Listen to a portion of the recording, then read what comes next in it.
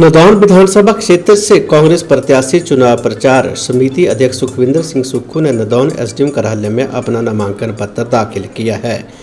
नामांकन पत्र दाखिल करने के बाद सुखविंदर सिंह सुक्खू ने कहा कि अब लड़ाई की शुरुआत हुई है और धीरे धीरे लड़ाई युद्ध में बदलेगी। उन्होंने कहा कि सच्चाई से जनता की सेवा के लिए कांग्रेस पार्टी मैदान में आई है। बार बार झूठ परोसकर जनता को धोखा नहीं दिया जा सकता है। उन्होंने कहा कि जनता का रुझान जनता के प्रति है और कांग्रेस अपनी सरकार बनाने वाली है।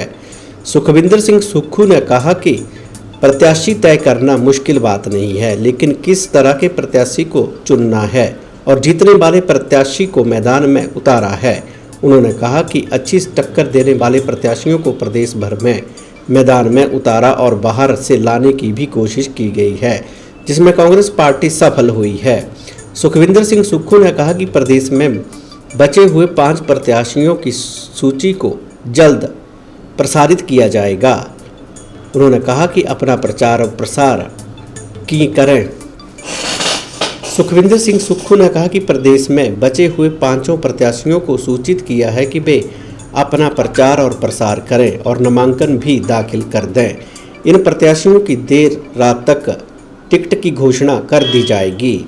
सुखविंदर सिंह सुक्खू ने कहा कि दिवाली के बाद बड़े नेताओं की रैलियां हिमाचल में करवाई जाएंगी। 3 से 4 रैलियों का आयोजन किया जाएगा। उन्होंने बताया कि रैलियों के साथ रोड शो भी करवाए जाएंगे, जिसके लिए रूपरेखा तैयार कर ली गई है। मुख्यमंत्री पद की दावेदारी के सवाल पर सुखविंदर सिंह सुक्खू ने कहा कि मुख्यमंत्री हर विधानसभा क्षेत्र से होना चाहिए और जनता जानती है कि आने वाला समय किसका है। उन्होंने कहा कि मुख्यमंत्री बातों से नहीं बनता और इसके लिए कर्म करना पड़ता है। उन्होंने कहा कि सबसे पहले विधायक बनना होगा, फिर विधायक दल का नेता चुना जाता है। विधायक दल के नेता बनने के बाद वरिष्ठ नेताओं का विश्वास जीतना होगा, फिर मुख्यमंत्री बनता है। उन्होंने कहा कि महज मुख्यमंत्री की घोषणाओं का समय जा चुका है और आज के समय में सभी एकजुटता के साथ हाथ के निशान के साथ खड़े हैं।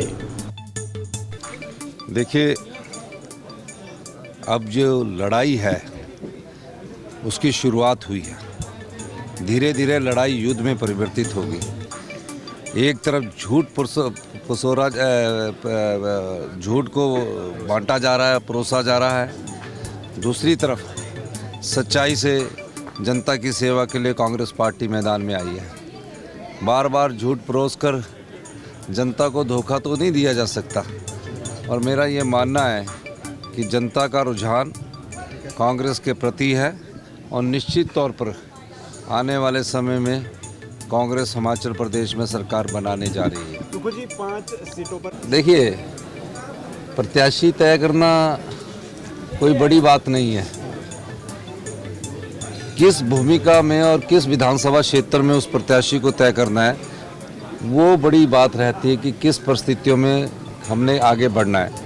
बड़े सोच विचार करके अखिल भारतीय कांग्रेस कमेटी ने जो जीतने वाले प्रत्याशी है, जितने भी प्रत्याशी हमने जीतने वाले खड़े किए हैं, वो सब हमने ये सोचा है कि वो अच्छी टक्कर देंगे। मेरा तेरा का कोई इसमें हमने बात नहीं रखी और जीतने वाले लोगों को जहां हम सोच सकते हैं कि जहां जीत सुनिश्चित है, वहां हम बाहर से लाने की भी हमने कोशिश की है और उसमें हम सफल भी। 1-2 दिन में फैसला हो जाएगा और उन 5 प्रत्याशियों को बता भी दिया गया है कि आप अपने विधानसभा क्षेत्र में जाकर अपना चुनाव प्रचार कीजिए।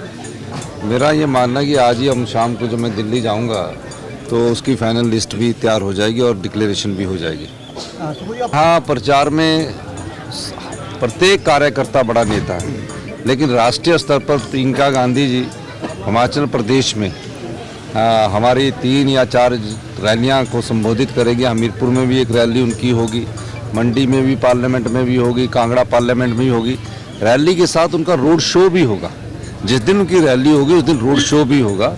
इस दृष्टिकोण से उनका हमने कार्यक्रम बनाया है और उस कार्यक्रम के बाद इनको अपने जो हमारे कार्यकर्ता उनको बता दिया जाएगा।